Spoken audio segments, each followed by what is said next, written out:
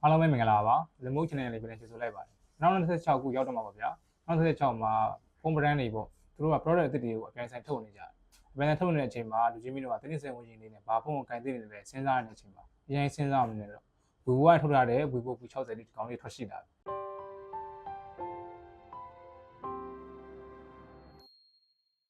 Vivo ရဲ့ V series လို့ပြောထားတယ် Vivo မှာ Vivo အသက်ဆက်ဖြစ်နေတဲ့သူတွေအတွက်ကတော့ကင်မရာမှာကင်မရာဆိုပြီးတော့ကင်မရာကအရန်မိုက်တဲ့အထက်မှာပါတယ်ကင်မရာမှာဆိုရင်ကျွန်တော်တို့များသောအားဖြင့်ကင်မရာကိုဒီဇိုင်းဖော်ပြီးတော့အလားထည့်ပေးထားပေါ့ဒီကောင်အလုံးမဟုတ်ကင်မရာ၃လုံးပြထား၃လုံးမှာတစ်ခုချင်းစီတန်အောင်လုပ်တယ်တစ်ခုချင်းစီတန်အောင်လုပ်တဲ့ကြောင့်မလို့ main ကင်မရာအားလည်းလုပ်တယ်ဒီအောက်က IMX ဆိုတဲ့ကင်မရာလေးတွေလည်းလုပ်တယ်ဒီဘက်ကလည်း wide ကင်မရာဆိုတာလေးတွေလုပ်တယ်အဲလုပ်တာတစ်ခုချင်းစီကိုကျွန်တော်ကတစ်ခုချင်းစီကိုတခြားလေးရှင်းပြပေးမှာဖြစ်ပါတယ် Vivo ကုမ္ပဏီဘက်ကနေပြီးတော့ကျွန်တော် H sensor ကိုအသုံးပြုပြီးတော့200 megapixel မှာဆိုလို့ရှိရင် zoom တရားကိုကြီးကြီးမြင်ပြတ်တက်ဆွဲလို့ရတယ်ပြောရတာပေါ့ဒီကောင်လေးကအဲ့ဒါ home mode ဆိုတာကျွန်တော်တို့တွေကကြည့်လို့ရတယ်ကျွန်တော်တို့ဖုန်းတွေပါတွေဝယ်ရင်တစ်ခါဆက်သက်ပြီးတော့ zoom တွေပါဆွဲကြည့်လို့ရတယ် main camera မှာဆိုလို့ရှိရင်50 megapixel ဟိုမှာ Sony camera ကိုအသုံးပြုပေးထားတဲ့အပြင်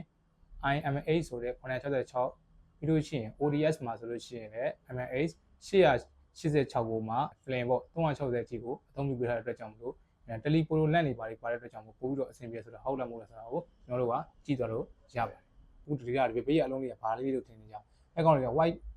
ပေါ့ white camera လေးပေါ့အဲကောင်လေးဆိုလို့ရှိရင်ကျွန်တော်အရက်ပူးတဲ့လူတွေအရက်ရှင်အောင်အဲဒီဆွဲရတဲ့ဟာမျိုးတွေပါလိမ့်မှာဆိုရင်ဒီကောင်လေးကအဲ့လိုပေးပါတယ်အဲကြောင့်မလို့ Vivo ကကင်မရာ3လုံးထုတ်ပေးထားတယ်မှာ3လုံးစလုံးအသုံးပြုလို့ရတယ်အခြားဖုန်းတွေလို့3လုံးထည့်ပြီးနှလုံးလောက်ပဲအသုံးပြုရတာမဟုတ်တစ်လုံးကြီးစီတိုင်းမှာသူ့အနေနဲ့သူအသုံးပြုလို့ရတာကိုကျွန်တော်တို့တွေ့ရတယ်ပြီးလို့ရှိရင် Vivo ရဲ့ထုံးစံတိုင်း style တိုင်းပေါ့ဒီမှာဆိုလို့ရှိရင်ကျွန်တော်တို့ Note အဝိုင်းလေးပါပြီးသားပါအဲကြောင့်မလို့ Vivo ကဒီစင်းလုံးလေးမှာကင်သင့်တဲ့ဖုန်းဖြစ်တယ်ဆိုတာကိုကျွန်တော်ကပြောပြချင်ပါတယ်ဒီ Vivo V60 လေးမှာ SOE ဘက်မှာဆိုရင်လည်းအရင်ကလည်း Snapdragon 7 Plus Gen 2တွေ 7S Gen 4တွေမဟုတ်တော့ဒီကောင်က GPU 7 Gen 4ကိုအသုံးပြုပေးထားတယ် Vivo မှာ nanometer 4 nanometer ထည့်ပြရတဲ့အားမခံပါတွေအားကုန်ပါတွေကိုကြောက်စရာမလိုတော့နောက်တစ်ခုကျတော့ဒီကောင်လေးကကင်မရာမှာတင်မှုဘက်နဲ့ game မှုမှာလည်းပို့ပြီးတော့အဆင်ပြေတယ်ဘာလို့လဲဆိုတော့ game မှု lens တွေပါအကုန်လုံးထည့်ပေးထားတယ်Ultra game မှုလန့်နေပေါ့ဗျာအဲကောင်လေးထည့်ပြရတဲ့ကြောင့်ပို့ပြီးတော့အဆင်ပြေတယ်နောက်တစ်ခုကျတော့ဒီကောင်လေးပေါ့လေးဝဲလေးလံပေါ့လေးဝဲလေးလံမှာဆိုလို့ရှိရင်လည်းကျွန်တော်တို့ vibration လေးတွေပါတော့တဲ့ကြောင့်လူငယ်တွေပက်ကြည့်ပြတဲ့ခါတော့ပါတော့ပြီးရင်ကိုကအပြင်ဝါးနေလို့ဒီတစ်ထက်မှခိုင်းတော့ notification တက်တာခါကျရင်တစ်ထက်မှ vibration လေးကတုံးပြီးရင်အခြားဖုန်းနဲ့မတူဘူးသူကဒီဘက်လေးဝဲလေးလံအကုန်လုံးကိုလိုက်ပြီးတော့ vibration ပြီးတဲ့အတွက်ကြောင့်မလို့ဒီကောင်လေးကတုံးရတာပို့ပြီးတော့အဆင်ပြေတယ်ဒီကောင်ရဲ့စက်ပန်းလေးမှာဆိုလို့ရှိရင်ကျွန်တော်တို့ဒီကောင်လေးက sporting ပေးထားတာတွေတူပါမှာပေါ့ဗျာကိုနေမိမှာဆိုအရင်ကဆို120 Hz 90 Hz တင်မို့တော့ဘူးဒီကောင်လေးက130 Hz ကို sporting ပေးထားပြီးတော့ကျွန်တော်တို့ gain ဆော့တဲ့ခါလေးပေါ့ဒါဆိုလို့ရှိရင်ဒီကောင်လေးကို300 Hz ထိကိုတိုးမြင့်ပေးထားတယ်အဲဒါကြောင့်မလို့ကျွန်တော် mobile legend တွေ PUBG တွေအခြား hot ဖြစ်နေတဲ့ gain တွေပေါ့ဗျာအဲ့ဒါတွေကိုဆော့တဲ့ခါကျလို့ရှိရင်90ကနေ120 Hz ကိုပို့ပြီးတော့အသုံးပြုရလို့ရတယ်အသုံးပြုရတဲ့အပြင်မှာကျွန်တော်90ကနေ60ကိုထိုးကျသွားတာတွေ120 Hz ကနေပြီးတော့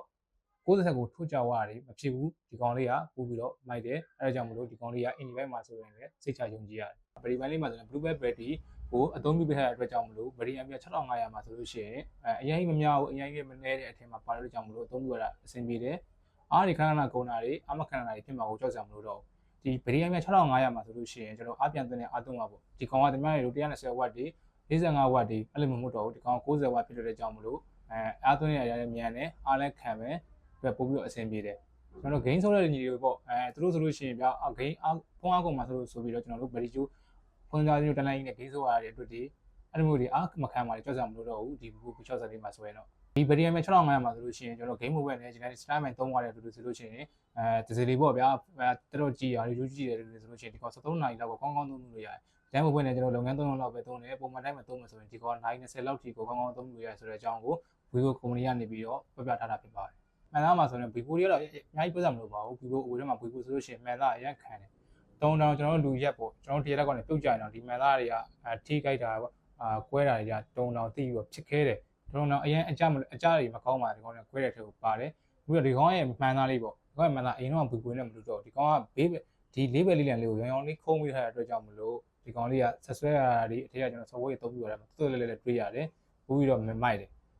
အဲ့ဒီထဲကိုမှဒီကောင်လေးကအများစုအဖြစ်ကတော့ဗျာဘယ်မှာ Vivo တိုင်းကတော့မှတ်ခေါ်တယ်ဒါပေမဲ့ဒီကောင်လေးကအခြား Vivo တွေနဲ့မှတ်ခေါ်နေမလို့တော့ဘူးရောင်ရောင်လေးပဲခုံးရတဲ့ကြောင့်မလို့ဟိုဒီတက်ဆွဲရတာတွေကအခြားဖုန်းတွေလိုမှတ်ခုံးနေလို့မဟုတ်တော့ဘဲနဲ့အရင်ပြီးတော့ smooth ဖြစ်တဲ့ထဲကိုပါတယ်ဒီဖုန်းကနေပြီးအခြားဖုန်းကအပြန်ပြီး share ပြီးတော့အသုံးပြုရ ဆိုတာကိုလည်းဒီကောင်လေးကလုပ်ပြထားတာတွေ့ရတယ်အကြောင်းမလို့ဒီကောင်လေးကလည်းအခြားဖုန်းတွေလိုပဲဒီဖုန်းကနေပြီးတော့အခြားဖုန်းကိုပြန်ပြီးတော့အားကို share ပေးလို့ရတယ်Activity မှာဆိုရင်တော့ဗျာဘူးကတော့တည်တယ်မှာအကျန်းနဲ့ခံတယ်ရေစီနဲ့ခံတာလူတိုင်းကတည်နေတယ် Activity မှာဆိုရင်လည်း IP စင်တိုင်းပါရတော့ကြောင့်ရေထဲမှာ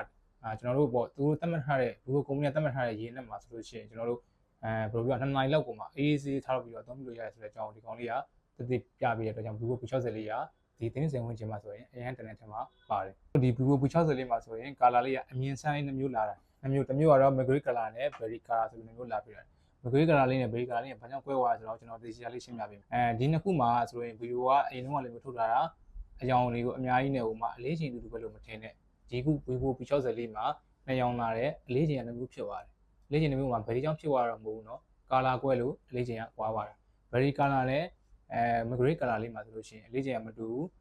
Mercury color လေးမှာဆို192 gram ပဲရှိတယ်Berry color မှာဆိုလို့ရှိရင်တော့200 gram ရှိတယ်ဗျာနှစ်ခုကြောင့်မလို့ကျွန်တော်တို့တွေကအယောင်ကွဲသွားတဲ့ကြောင့်မလို့ဒီကောင်လေးကအမြင်စားရောင်နဲ့ရောင်နဲ့ဖြစ်တယ်အယောင်ကွဲနေတဲ့အမြအလေးချိန်နဲ့ကွာသွားတယ်ဒါပေမဲ့ပြီးတော့ဒီကောင်လေးကလည်းထက်မှတ်ကန်လို့ရှိရင် flagship ဆန်တယ်အယောင်လေးကလည်းအခြားဖုန်းနဲ့မတူဘူးမိုက်တယ်ဒီခုပြောပြရတဲ့ Vivo P60 လေးမှာဆိုလို့ရှိရင်အယောင်က2ယောင်လာတယ်အဲ color အမြင်စမ်း color လေး2မျိုးမှာကအလေးချိန်ကွာတယ်ဆိုတော့ကျွန်တော်ပြောတော့ Legimi လို့မျိုးလို့ရှိရင်ကျွန်တော်တို့ဆိုင်လေးဖြစ်တဲ့လှိုင်သာယာဖျားလန် ARI ဘိုင်းရရှိတဲ့နေဦးအရှာမှာလာပြီးတော့ကိုယ်တိုင်ဆန်းသက်ပြီးတော့ဝယ်ယူရင်းနဲ့လေ့လာနိုင်ပါတယ်ခင်ဗျအခုလာမယ့်2026မှာ Legimi နေပြောရွှင်နဲ့စစ်ချင်းသားကိုရမ်းစာနဲ့ကိုယ့်ရဲ့လူဝင်ဆန္ဒလေးပြည့်စုံပါစေလို့ကျွန်တော်တို့လူမှု channel ရနေပြီးတော့စူတောင်းပေးလိုက်ပါတယ်ခင်ဗျ